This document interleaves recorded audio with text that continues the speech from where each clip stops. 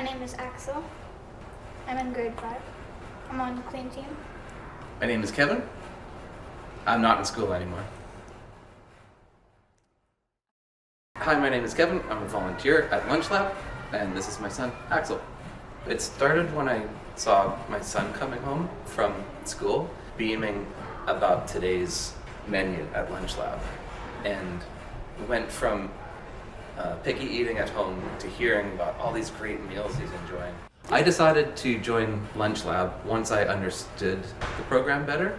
First, I understood it to be a bit of just a regular lunch program, and once I learned that the program involved and incorporated the students as well as the community, I was very much excited to join a program like this. If I were to encourage someone to join LunchLAB, I would focus on the element of volunteering that is very rewarding and a lot of fun. Day to day when I volunteer, I show up usually right as lunch is starting, so it's kind of the quiet time. So that's when I get to enjoy meeting new people, catching up with other volunteers that I haven't seen in a while, and then the lunch rush hits. So I like to work on the cleaning up of dishes side as well as the drying of dishes side.